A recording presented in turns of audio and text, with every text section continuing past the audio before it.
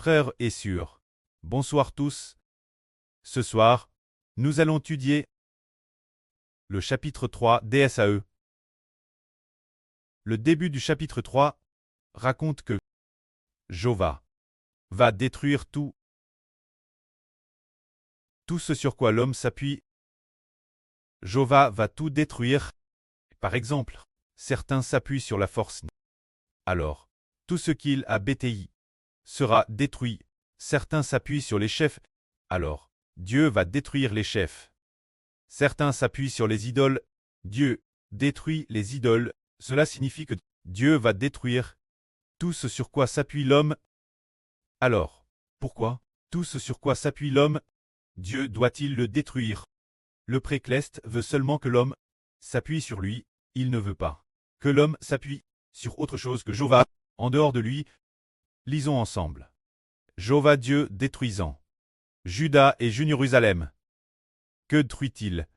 Lisons. Le livre d'Esaü, la première partie du chapitre 3. Voici.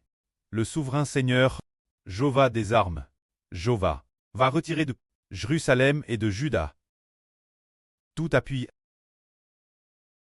et toute ressource, tout appui de pain et tout appui d'eau, le hachereau et le guerrier, le juge et le prophète, le devin et l'ancien, le chef de 50 et l'homme considère, le conseiller et l'artisan habile, et le magicien expert, se dire que Dieu va retirer tout cela. Pour quelle raison? Le Précleste veut faire comprendre que si l'homme s'appuie sur le autre chose que Jéhovah, son cœur soignera de Jéhovah. C'est pourquoi Jéhovah Dieu va retirer tout ce sur quoi l'homme s'appuie ici. Dieu dit encore, je leur donnerai des jeunes gens pour chefs, et des enfants domineront sur eux. Le peuple s'opprimera l'une l'autre. Chacun opprimera son prochain et son voisin. Le jeune homme bravera le vieillard, et l'homme de rien, l'homme honorable. Si un homme saisit dans la maison de son preux son frère en disant « Tu as un habit, sois notre chef, prends ses ruines sous ta main. » Ce jour-là, l'autre jurera en disant « Je ne saurais être un de saint, car il n'y a dans ma maison ni pain, ni vêtements. Ne m'habissez pas, chef du peuple. » Alors, pourquoi Dieu a-t-il ainsi laisse le royaume de Juda et Jérusalem tomber en ruine? Parce que ils ne s'appuient pas sur Jéhovah. Ils ne considèrent pas Jéhovah comme leur Dieu. Au contraire, ils se sont tournés vers d'autres dieux et se sont appuyés sur la force et la richesse de l'homme. C'est pourquoi Dieu va tout détruire. Tout ce que l'homme a construit, tout ce qui ne s'appuie pas sur Jéhovah.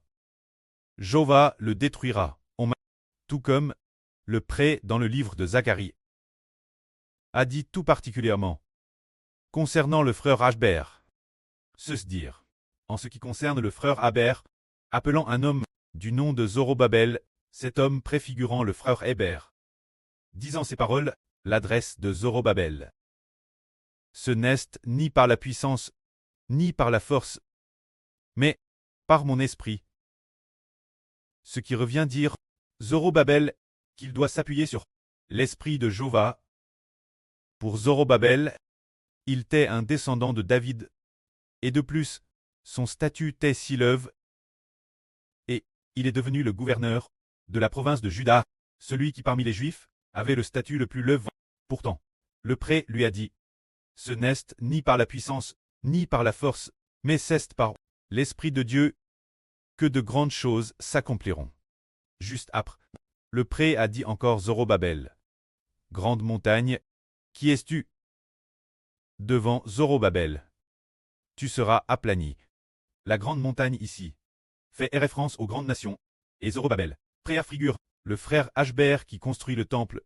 Cela signifie que les grandes nations devant Ashber ne sont rien devant Ashber. Toutes ces grandes nations seront aplanies. C'est ce que Dieu a dit. Et aujourd'hui, c'est le même principe pour nous. le précleste retire de Jérusalem. Le chef de 50, le chef de 10, juge. Retirant tout ce sur quoi l'homme s'appuie, peu importe ce sur quoi l'homme s'appuie, Dieu le lui retire. Voulant faire comprendre aux gens, voulant enseigner aux habitants de Juda et de Jérusalem de comprendre que absolument tout en dehors de Jéhovah, n'est pas ce sur quoi nous pouvons compter, mais que nous devons uniquement compter sur notre Dieu. C'est pourquoi Jéhovah, Dieu a dépouillé Juda et Jérusalem. Maintenant, regardons le passage suivant, qui dit: la ruine de Juda, quoi est-elle due? C'est parce que ils se sont opposés Jéhovah. Tout comme il est dit ici: Jérusalem chancelle et Juda scroule, parce que leurs paroles et leurs actes sont dirigés contre Jéhovah. Irritant les regards de sa majesté, l'aspect de leur visage peut leur reprocher leur tort. Ils sont comme Sodome. Ils proclament leur pchash sans le cacher. Malheur eux, car ils s'attirent le malheur. 1. Dites aux justes qu'ils seront heureux, car ils jouiront du fruit de leurs œuvres. Il est dit ici que Judas croule et Jérusalem tombe, parce que leurs paroles s'opposent Jéhovah. Leurs paroles, comment s'opposent-elles Jéhovah? Leurs paroles vont juste louer les idoles, jusqu'adorer toutes sortes d'idoles. Leur façon de parler et d'agir, leurs paroles sont toutes ennemies de Dieu. C'est pourquoi ils ont provoqué la colère de Dieu. Dieu a fait scrouler Juda et tomber Jérusalem. C'est pour cette raison. Regardons maintenant avant le frère Ashbert. Quand il ne connaissait pas le Seigneur, tout ce qu'il construisait a été détruit par Dieu. 3 créations d'entreprises consécutives. Chaque fois, les pertes étaient plus grandes. Pour finir par tout perdre, et très crible de dettes, parce que ce moment tel il ne s'appuyait pas sur Jéhovah, mais comptait sur l'argent, ou bien sur les ressources humaines, ou les capacités humaines. C'est pourquoi tout a été détruit par Dieu. Pourtant maintenant il s'appuie sur notre précleste Jéhovah. Parce que le frère Ashbert appuie sur notre Dieu Jéhovah. C'est pourquoi Dieu Jéhovah a grandement béni le frère Ashbert, faisant en sorte que le frère Ashbert, tout ce qu'il fait, soit sous la grande bienveillance et la grâce de Dieu. Cela nous dit que l'homme doit s'appuyer sur Jéhovah. S'appuyer sur Jéhovah. Jéhovah bénira cette personne. C'est pour nous faire comprendre qu'il faut s'appuyer sur Jéhovah. Cet après-midi, le frère Ashbert le soir, pendant sa prière, pendant la prière de l'offrande du soir, a prié sans le vouloir.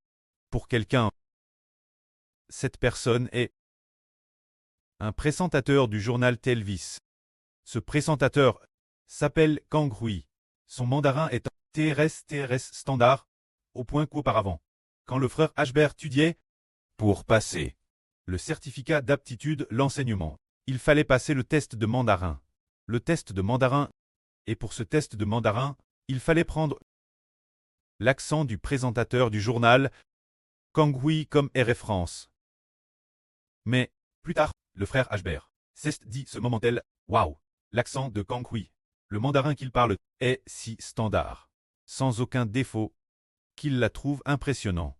Mais, ces jours-ci, frère Ashbert voit que Kang Hui quittait l'origine jeune et beau, maintenant, bien qu'il continue, dans le journal Telvis Sinwen Lianbo, travailler comme présentateur, sa voix est encore plus belle qu'avant. Mais, il utilise sa bouche, pour faire quoi? Il utilise sa bouche, comme un vase sans honneur. Avec une si belle voix, il utilise pourtant sa bouche, pour présenter le journal Telvis, pour servir la politique de cette Chine. Mais il ne sait pas utiliser sa bouche, pour louer le Seigneur, louer le précleste. C'est pourquoi il s'est appuyé sur sa propre capacité, bien qu'il ait obtenu, dans le monde, aux yeux des Chinois, cette sorte de noble fonction. Mais, aux yeux de Dieu, après sa retraite dans quelques années, il ne sera rien. Quand le PCC s'effondrera, et que le chaos mondial prendra fin, s'il n'accepte pas le Seigneur, il n'obtiendra toujours rien. Cela signifie que s'appuyer sur sa propre éloquence, s'appuyer sur sa propre capacité, pour prospérer. La fin, tous seront détruits par Dieu. Mais, si quelqu'un s'appuie sur Dieu, laisse Dieu l'aider. En faisant de son appui sur Dieu sa gloire, afin de chanter les louanges de Dieu. Alors le précleste Jova bâtira cette personne, tout comme dans ce monde, toutes les nations et tous les peuples. Il en va de Madame. Les prêts fondateurs de ce pays. Ils ont BTI, les royaumes du monde. BTI, les royaumes du monde.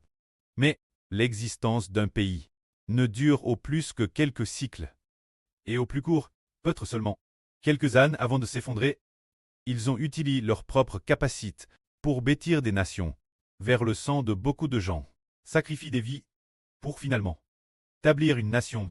Mais peu de temps après, Dieu va la détruire. C'est parce qu'ils se sont appuyés sur leur propre capacité et intelligence. Pour bâtir le pays, c'est pourquoi il est détruit par Dieu. Mais, pour ce qui est des frères et sœurs ordinaires, bien qu'ils n'aient pas beaucoup de capacité, ni de talent, ils savent pourtant s'appuyer sur Jova, et tout est fait pour servir Jova.